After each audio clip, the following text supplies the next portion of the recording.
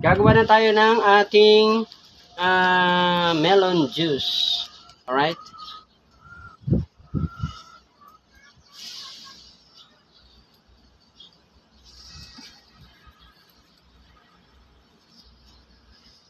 Lang natin. Pagkatapos natin kayod, lagay natin dyan.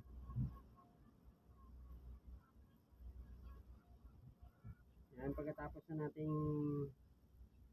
natin kayurin lahat, lalagyan na natin ng yelo.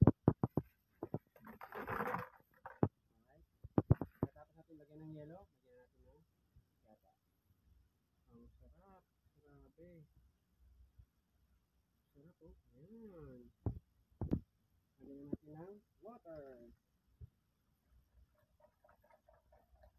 Alright. Tapos yan, inis na natin ng mabuti. Pagkatapos na natin mabuti, instant juice na kaagad. I-mix na natin. After mixing well, lalagyan natin instant watermelon juice na. Sarap-sarap. Pagkatapos inom ko, stop ha.